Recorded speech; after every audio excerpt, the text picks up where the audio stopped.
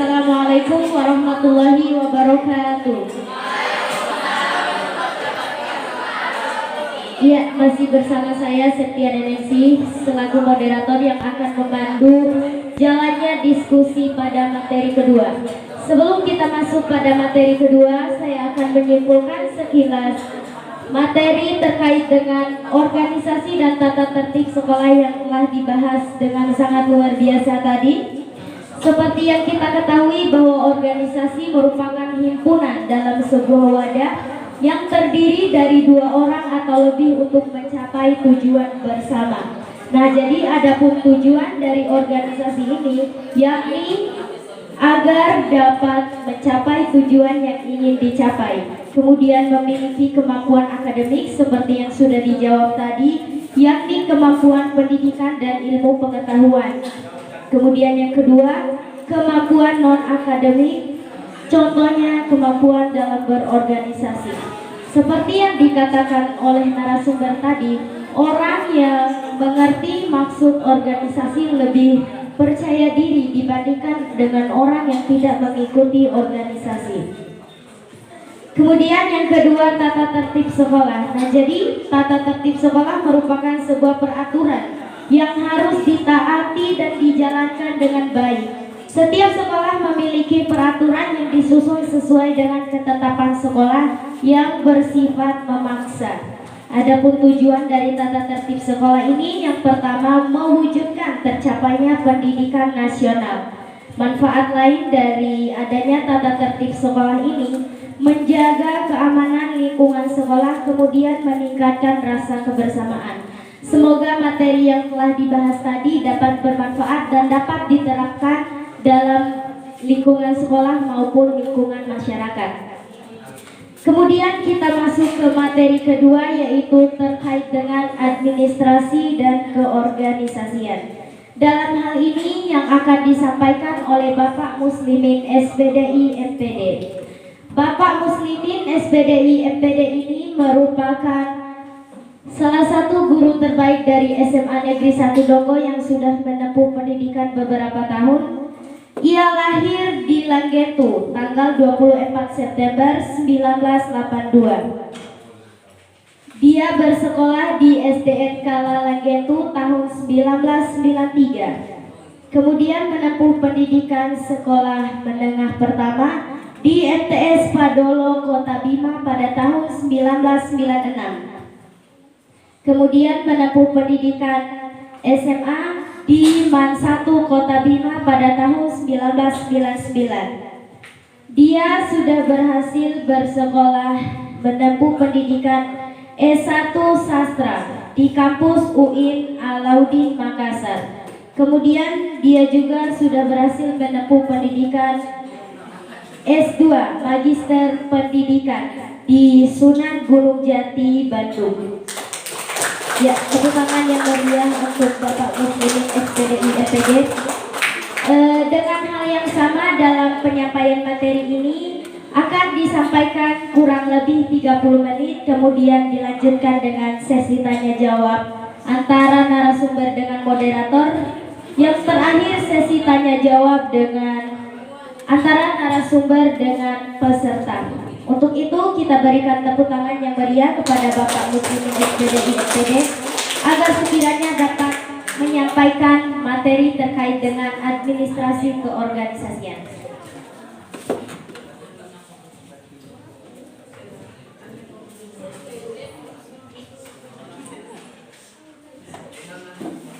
Assalamualaikum warahmatullahi wabarakatuh.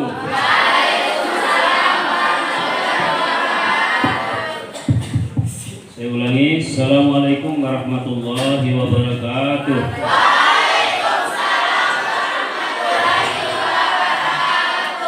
Ya, saya ingin menyapa dulu anak-anak dengan kata halo. Anda menjawab hai. Ketika saya mengatakan hai, Anda menjawab halo. Halo. Hai. Hai. Halo. Halo, halo. Hai, hai. Hai, hai. Heli. Berarti pendengaran Anda berfungsi sekali.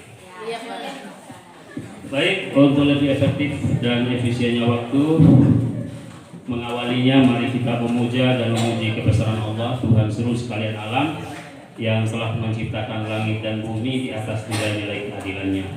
Berikut salam dan salawat kita kirimkan pada Nabi Muhammad SAW, demikian pula kepada para keluarga, sahabat yang telah berhasil menyatukan umat dari berbagai suku, mengedepankan solidaritas, memutuskan persoalan secara adil tanpa memandang pangkat, jabatan, rahasia dari mana asal usul beliau. Itulah sebagian kecil sifat beliau yang patut kita teladani. Nah, anak-anak sekalian yang saya cintai dan saya banggakan, pertama saya menerima undangan tema yang diminta oleh panitia adalah administrasi organisasi. Saya pikir kok luas sekali materi yang diminta ini. Kenapa kemudian lebih diperinci ke organisasian mungkin atau lebih ke sekretariat? Tapi tidak ada masalah sebagai pemahaman awal, karena berbicara tentang administrasi, wilayah garapannya amat luas. Dan sebetulnya apa yang ingin saya bicarakan semuanya sudah tertulis, ada dalam bentuk makalah yang sudah saya siapkan, hanya tidak bisa digandakan terkait dengan keuangan. Dan belum sempat saya perbaharui lebih banyak karena terdesak oleh waktu dan situasi. Sebenarnya tadi itu mau habis, saya coba merancang materinya, tapi karena ada hambatan lain sehingga materinya mungkin bisa didapatkan pada saat hari penutupan aja. Nah, oleh karena materinya sudah saya siapkan, tidak perlu terlalu banyak saya bicara. Tadi juga Ibu Sri sempat menyentuh masalah organisasi, dan kelihatannya terlalu berlebihan ketika kemudian saya mengulangi lagi. Baik, untuk menyamakan persepsi kita berkenaan dengan materi tentang administrasi organisasi OSIS, saya tambah lagi dengan OSIS. Karena dalam surat yang saya terima itu diminta untuk menyampaikan materi administrasi organisasi aja. Nah, organisasi mana? Saya bingung. Lebih saya rinci lagi ke dalam organisasi OSIS. Oke, baik. Sebelum terlalu jauh, saya berkomentar tentang definisi administrasi organisasi dan OSIS. Saya ketika berdiri di hadapan anak saya teringat apa yang saya ingat. Yang pertama yang saya ingat bahwa kehidupan ini selalu berputar. Kadang kalau kita melihat perjalanan kita, kadang kaki kita duluan kanan dinyusul oleh kiri. Hari ini boleh jadi saya berada di depan anak-anak sekalian, boleh jadi besok atau lusa Anda akan berada di depan saya. Hanya persoalan perputaran waktu dan masa.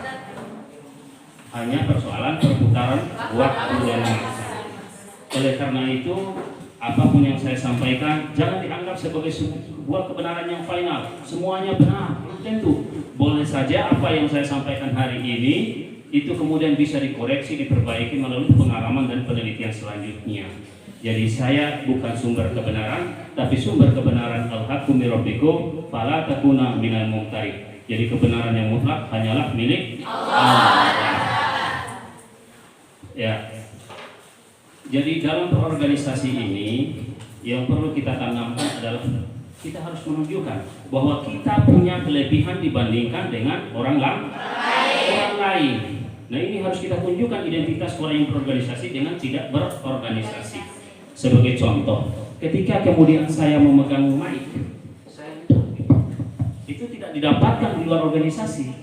Mungkin ada pertanyaan, kenapa diketuk? Mic-nya sudah benar. Teknik memegang mic juga itu tidak diajarkan di luar organisasi. Diajarkan hanya dalam organisasi. Ketika kemudian saya menyampaikan materi, saya lupa materi apa yang mau sajikan, tinggal kemudian saya klik, kasih mati mic. Orang sibuk cari, di mana sumber masalahnya. Dia akan cari mungkin kabelnya atau apa. Padahal sengaja saya matikan mic karena lupa, sehingga kita tidak grogi dalam penguasaan materi. Maka cara memegang mic juga itu hanya didapatkan di organisasi pasti awalnya tes. Setelah itu dia pegang seperti ini. Sehingga ketika dia lupa materi, dia akan matikan mic. Panitianya sibuk, oh mati lampu dan seterusnya. Ini adalah strategi yang kita peroleh melalui lembaga organisasi. Baik, saya ingin bertanya dulu. Saya ingin menceritakan satu pengalaman. Bukan pengalaman ya, tapi ada seorang cendekiawan Muslim yang paling cerdas ketika itu. Dia bernama Abu Nawas, berhadapan dengan seorang raja yang namanya Harun al-Rasyid. Dalam pertemuan-pertemuan seperti ini, Abu Nawas ini dikenal sebagai orang yang cerdas. Ketika raja memiliki hajat besar untuk mengundang orang di luar negerinya, ketika ditanya, wahai Abu Nawas, apakah Anda bisa berpidato? Siap atau tidak? Oh benar, siap. Tidak ada kata tidak siap bagi Abu Nawas, selalu siap. Begitu undangan datang, peserta sudah hadir semuanya dari berbagai negara. Berikut Abu Nawas agak belakang. Raja mulai gelisah. Loh kenapa belum muncul ini Abu Nawas?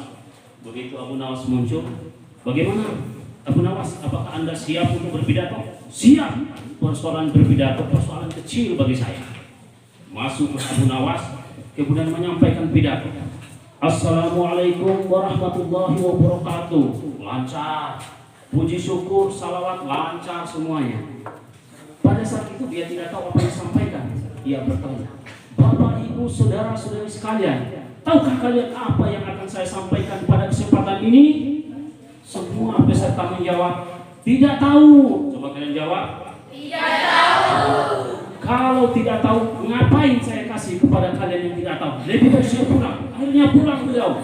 Pulang benar. Waduh, raja itu merasa terpukul, malu. Akhirnya ada hajatan berikutnya yang kedua. Dihadiri juga oleh orang-orang di luar pemerintahan Harun al-Rasyid. Ditanya panggil, wahai Abu Nawas, apakah kamu bisa berpidato? Persoalan pidato, persoalan kecil bagi saya. Benar, jangan sampai engkau mempermalukan saya sebagaimana sebelumnya. Oh tidak, itu persoalan kecil baginda. Begitu datang semua peserta, belakangan juga muncul Abu Nawas. Raja merasa gelisah. Begitu datang Abu Nawas, kemudian sang raja bersilakan untuk masuk. Berpikir juga Abu Nawas, apa materi yang akan saya sampaikan? Pertanyaan Abu Nawas, puji syukur lancar, salawat lancar. Bapak Ibu hadirin yang saya hormati, tahukah kalian apa yang akan saya sampaikan pada kesempatan ini? Mulai dia pesertanya. Kalau kita jawab tidak tahu, khawatir dia pulang. Akhirnya semua peserta sepakat. Apakah Bapak Ibu tahu apa yang akan saya sampaikan pada kesempatan ini? Kalau kalian sudah tahu, ngapain saya kasih tahu? Saya pulang. Akhirnya ketiga kalinya sang raja panggil, wahai Abu Nawas, jangan lagi kedua kalinya engkau mempermalukan saya di hadapan. Ini hajat besar dari berbagai negara. Saya akan undang engkau dan engkau berpikir, oh itu persoalan kecil kalau pidato dan ceramah baginda. Oke, hadirlah. Akhirnya seperti hari-hari sebelumnya, semua peserta datang dari berbagai negara, sang raja dan sebagainya hadir. Diikuti muncul juga belakangan itu Abu Nawas. Belakangan raja mulai gelisah. Tiba-tiba begitu Abu Nawas masuk, dipersilakan oleh baginda raja. Bagaimana Abu Nawas? Apakah siap? Sangat siap baginda. Persoalan ceramah, persoalan kecil bagi saya. Baik, begitu muncul lagi Abu Nawas. Salam lancar. Assalamualaikum warahmatullahi wabarakatuh. Waalaikumsalam warahmatullahi wabarakatuh. Puji syukur lancar, salawat lancar. Mulai dia berpikir dan bertanya, Bapak Ibu hadirin yang saya hormati, tahukah kalian apa yang akan saya bicarakan hari ini? Pesertanya mulai diam dan berpikir. Akhirnya peserta sepakat. Di sebelah kirinya menjawab tidak tahu, sebelah kanan menjawab tahu. Nah seperti itulah kira kita ya. Saya coba bertanya kepada kalian. Anak-anak sekalian yang saya cintai, saya banggakan, tahukah kalian apa yang akan saya sampaikan pada kesempatan ini? Yang tidak tahu bertanya kepada yang tahu. Kalau begitu saya pulang. Ini yang saya maksudkan, jangan seperti Abu Nawas. Ya. Tapi pada prinsipnya dalam setiap keadaan, dalam setiap momen, kita yang pernah berorganisasi harus tahu dan mempersiapkan diri dari banyak aspek. Tidak ada lagi istilah, katakanlah seperti ini sebagai contoh, di tengah masyarakat ketika ada hajatan yang dilakukan oleh masyarakat, dipersilakan, kita sudah sarjana, Pak silakan masuk untuk membawakan acara. Muncul email kita, loh itu bukan jurusan saya, umpama. Pak silakan berkhutbah, itu bukan jurusan saya tidak dilahirkan untuk berpidato, saya tidak dilahirkan untuk berceramah. Pada prinsipnya semua kita memiliki potensi yang sama, tinggal bagaimana kemudian kita mengolah dan mengembangkan, dan harus diterapkan. Tidak ada lagi unsur pembelaan, saya tidak dilahirkan untuk berpidato, itu bukan jurusan saya. Image seperti itu yang harus dihilangkan ketika orang berorganisasi. Tidak boleh lagi image seperti itu. Baik anak-anak sekalian yang saya hormati dan saya cintai, jadi tadi sudah saya sampaikan bahwa materi ini sudah tersedia dalam bentuk file, tinggal kemudian kalian baca saja. Untuk menyamakan persepsi kita berkenaan dengan administrasi, ada banyak ya istilah-istilah dan definisi berkaitan dengan administrasi. Sebagai contoh, menurut Dr. Sondang Siagian pada tahun 2012 halaman 3, beliau mendefinisikan bahwa administrasi adalah keseluruhan proses kerjasama antara dua orang atau lebih yang didasarkan atas rasionalitas tertentu untuk mencapai tujuan yang telah ditentukan sebelumnya. Itu pendapat yang satu. Pendapat yang lain juga berbeda. Ada juga yang mendefinisikan bahwa administrasi sebetulnya adalah kegiatan tulis-menulis, mencatat, menulis, mengirim, mendokumentasikan, banyak beragam definisi berkenaan dengan administrasi. Tapi yang pasti bahwa administrasi itu adalah bagian dari ruh sebuah organisasi. Jadi seseorang akan mengetahui maju mundurnya sebuah organisasi apabila administrasinya tertib. Oleh karena itu penguasaan administrasi terutama oleh sekretaris itu sangat penting. Jabatan strategis itu adalah sekretaris. Karena semua surat masuk, keluar masuk itu diketahui semua oleh sekretaris. Jadi banyak aspek. Jadi hemat saya bahwa administrasi itu lebih kepada kegiatan surat menyurat. Itu definisinya. Saya kira masih banyak definisi-definisi lain yang tidak mungkin saya kemukakan satu persatu. Nanti Anda bisa copy file saya.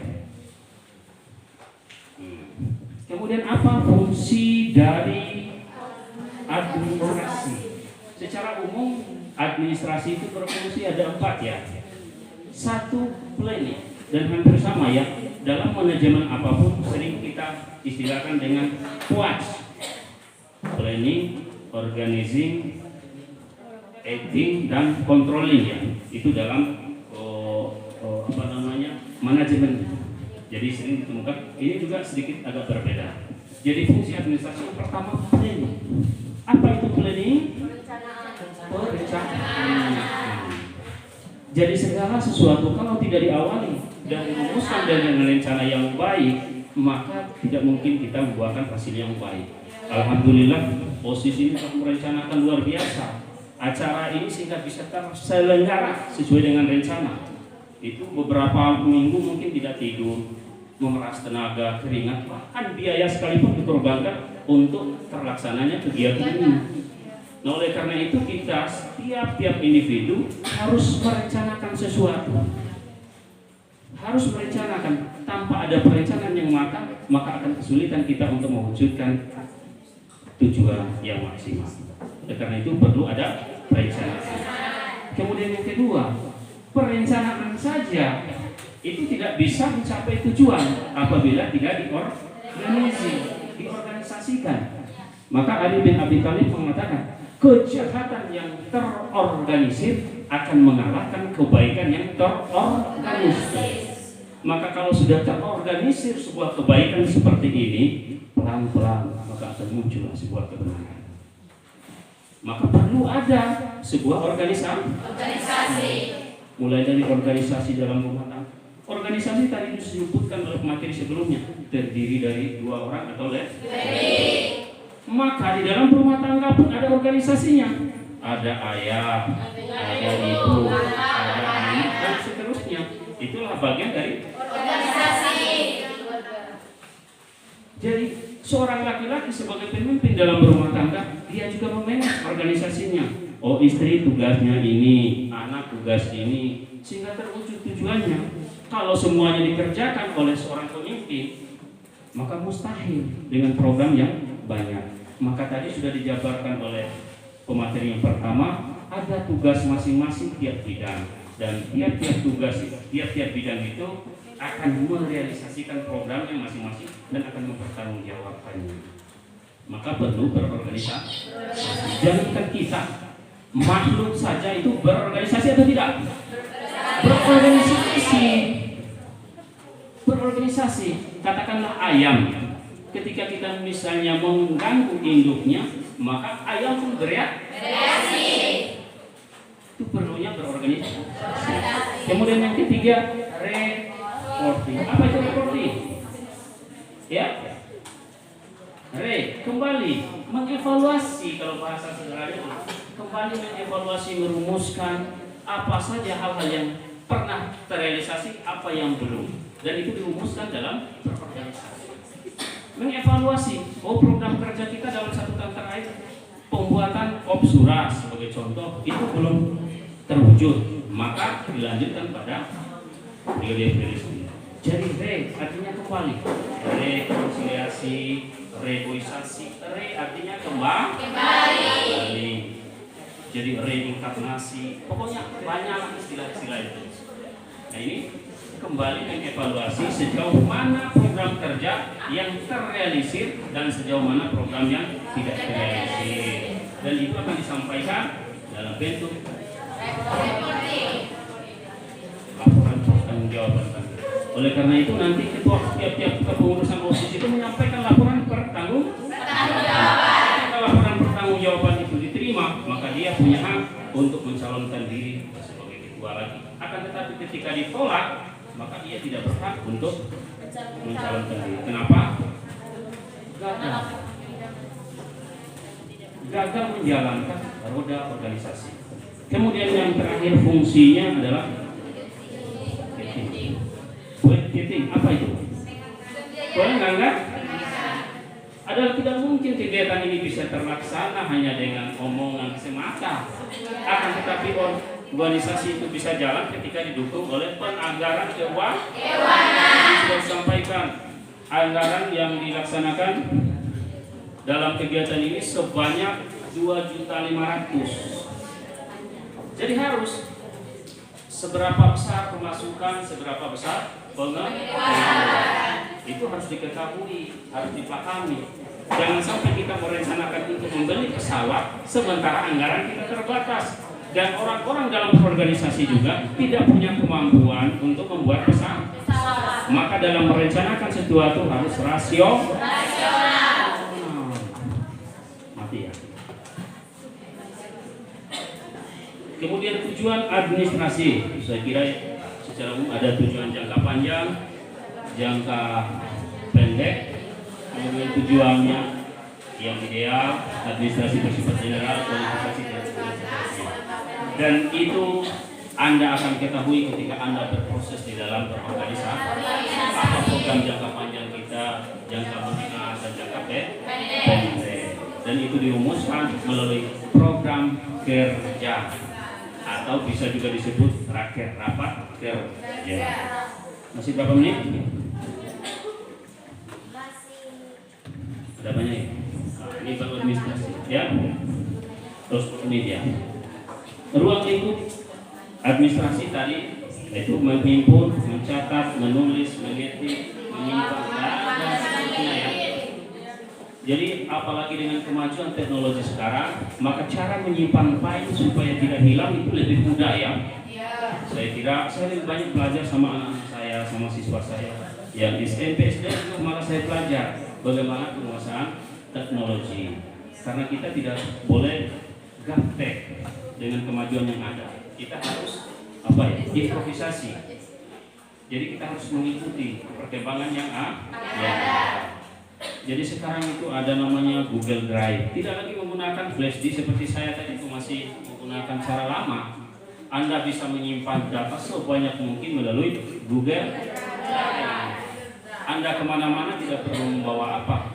Demikian pula melalui kegiatan Anda sekolah sebetulnya ketika Anda menguasai teknologi, Anda bisa bercerita dan berbagi pengalaman melalui orang di luar Indonesia. Saya pernah ikut kegiatan itu. Jadi kita berbicara, mau menghubungkan misalnya bidang studi matematika, kita berkomunikasi dengan Amerika, Korea, dalam ruang lingkup market tersebut. Itu semua dengan kemajuan teknologi. Oleh karena itu, dengan usia yang masih kecil seperti ini, manfaatkanlah kesempatan untuk terus membenahi kekurangan. Kita di SMA 1 Donggo sudah menyiapkan lab komputer. Tinggal kemudian Anda manfaatkan fasilitas secara baik.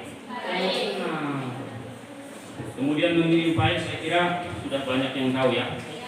Banyak istilah-istilah, ada CNT, istilah-istilah baru lah. Kalau dulu kita hanya kenal dengan kantor pos pengiriman. Lanjut ya. Organisasi. Saya kira dari berbagai definisi organisasi ya dapat kita simpulkan bahwa organisasi tentunya kumpulan 2 orang atau lebih. Untuk apa? Untuk mencapai tujuan tertentu. Apa tujuannya? Tergantung dari organisasi yang merumuskan visi dan misi. Visi dan misi SMA 1 Donggo apa?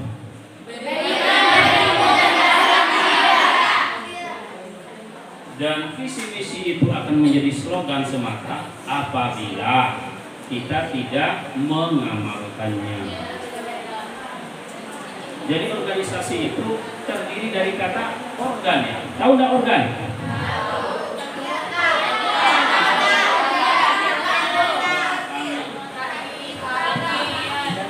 Jadi organisasi kalau katanya organ, bagian-bagian dalam tubuh kita. Ada kepala, ada kaki. Dan salah satu dari organ kita ketika hilang maka tidak berfungsi lagi organisasi. Tidak berfungsi tubuh kita ini. Jika kepala atau mata kita tempatkan di belakang, umpama ya, itu tidak akan bisa berfungsi secara maksimal. Nah demikian pula dalam berorganisasi. Jadi harus saling ada bidang-bidang, ada bidang keagamaan, ada bidang kesejahteraan, olahraga, ada bidang itu. Dan seluruh bidang-bidang dalam organisasi itu harus saling kerjasama,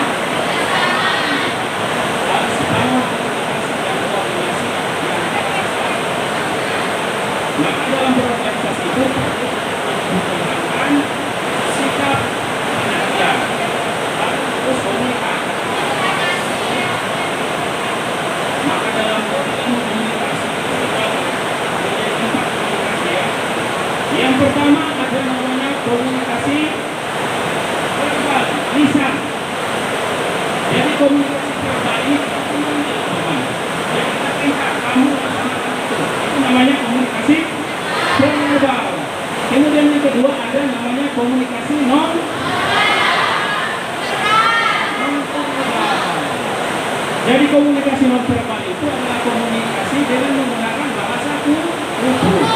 Contoh, Imam Ayatullah Khomeini ketika terjadi peperangan, dia tidak pernah bicara, main kaki, sini semua enggak. Dia hanya melambaikan tangan. Melambaikan tangan semua pasukan paham. Oh yang dimaksud adalah sudah berkumpul. Maka perlu juga komunikasi. Cara mengetahui yang beragam. Dari bahasa tubuh seseorang itu dapat mengetahui karakter dan keinginannya apa. Maka dalam berkomunikasi itu bisa dengan menggunakan bahasa non. Sebagai contoh, misalnya saya marah kepada kalian, harus membahasakan orang tahu. Atau ketika saya marah saya tendang ini. Entah, oh itu lagi marah ya. Ketika misalnya oh lagi bahagia, itu namanya bahasa non. Kenapa penting dalam berkomunikasi?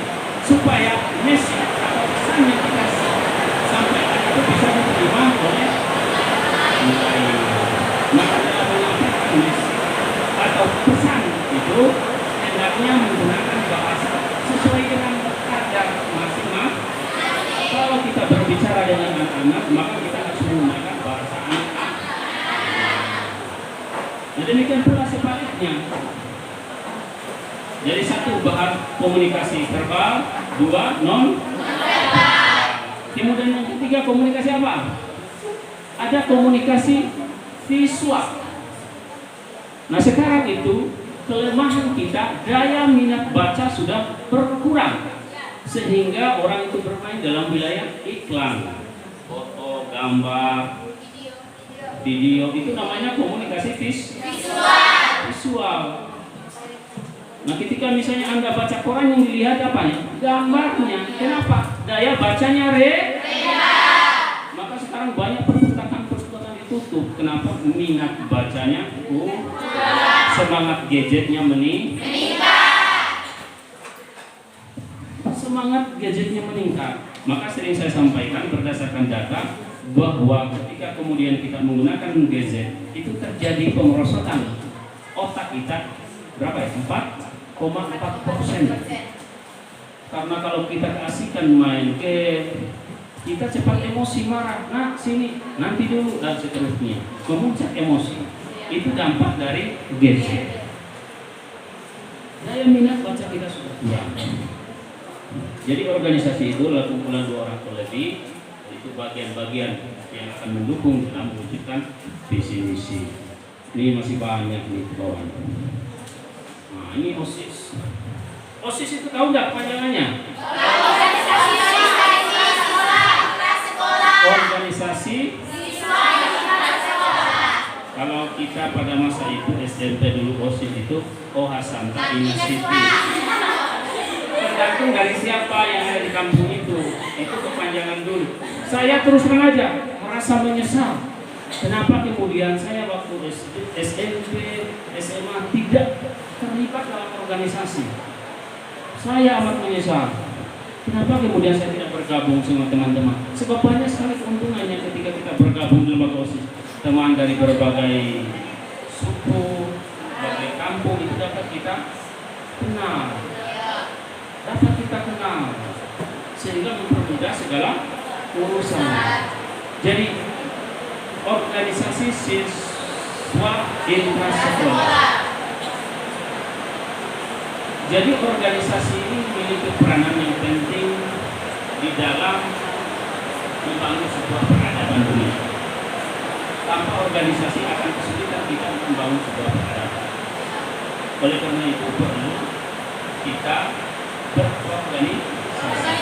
Jangan pernah Anda berpikir apa yang bisa saya berikan, apa yang saya dapatkan dari organisasi. Tapi Anda harus berubah cara berpikir. Apa yang bisa saya berikan untuk organisasi? Ketika cara berpikir kita ingin memberikan kontribusi terhadap pengembangan organisasi, itu menunjukkan bahwa kita punya keinginan hidup bermanfaat bagi orang lain. Maka dalam organisasi komunikasinya ada komunikasi internal dan eksternal. Komunikasi internalnya itu apa? Ya, komunikasi di dalam sebuah organisasi. Apa yang perlu dibicarakan dalam organisasi? Bagaimana upaya untuk mengembangkan, bagaimana untuk mewujudkan tujuan-tujuan yang dirumuskan dalam berorganisasi. Jadi berorganisasi ingin merubah tujuan, mungkin visi misi, mungkin mengadakan sidang istimewa dan seterusnya. Nanti akan Anda peroleh dalam materi metode persidangan. Apa istilahnya luar biasa, sidang istimewa dan seterusnya. Kemudian ada komunikasi eksternal. Di luar, gunanya apa? Kita untuk mendapatkan sponsor, mendapatkan iklan. Sebagai contoh umpamanya, kita tidak punya minuman, kita adakan kegiatan, kita harus membangun komunikasi dengan di luar organisasi kita. Oh, minuman apa ya? Air lam-lam. Kita bekerja sama membangun komunikasi dengan air sehingga bisa dihadirkan secara gratis. Itu penting itu dalam berkomunikasi. Jadi ada banyak bagian-bagian dalam organisasi dan saya kira tiap-tiap lembaga dan organisasi berbeda. berbeda cara merumuskan anggaran dasar dan anggaran rumah tangga. Saya tidak tahu OSIS ini apa sudah punya pedoman organisasi, bagaimana kemudian kita membukukan cara menulis surat keluar, surat masuk, kode A, kode B, surat hukuman, pernyataan dan seterusnya. Dan itu dirumuskan dalam anggaran dasar dan anggaran rumah tangga disertai dengan pedoman dasar organisasi. Itu tidak mudah sebetulnya orang berorganisasi, banyak hambatan, banyak gangguan itu. Ketika misalnya ada kegiatan-kegiatan semacam itu, ada saja hambatan. Hujan mungkin, malas mungkin, atau hal lain. Sebab apa? Dalam menuntut ilmu seperti ini, dalam menuntut ilmu seperti ini, itu kita sering dihalangi oleh iblis. Kadang-kadang kaki kita dirantai oleh setan dan iblis. Rantainya bukan dengan menggunakan rantai yang kelihatan ini, banyak cara, ya, mengganggu gaya berpikir kita, mengganggu hati kita, sehingga kita kurang konsentrasi di dalam menerima materi-materi yang disajikan oleh materi. Selesai di sini ya. Itu OSIS ya. Ini banyak ke bawah ini, ada banyak, tapi saya menulisnya tidak berurut karena desakan waktu. Karena kemarin baru saya menerima surat, ternyata malam juga banyak sibukan sehingga tadi pagi. Nah ini ada dasarnya, ya, ada dasarnya. Itu dalam surat keputusan Direktur Jenderal Pendidikan Dasar dan Menengah nomor sekian-sekian tentang pendirian. Jadi ternyata resmi kita punya organisasi ini. Karena organisasinya resmi, maka harus dijalankan secara resmi. Ada yang di luar siswa di sini? Tidak ada ya? Siswa semua ya? Itu hebatnya. Kita punya dasar yang kuat. Dalam program ini ada siswa. Siswa semua ya? Ya? Siswa semua ya? Nah, syarat jadi siswa itu apa?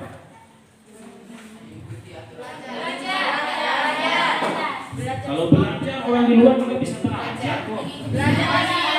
Syaratnya Anda jadi siswa itu pertama Anda harus daftar diri dulu sini. Iya, harus terdaftar sebagai siswa. Lalu kemudian mengikuti aturan-aturan yang ada.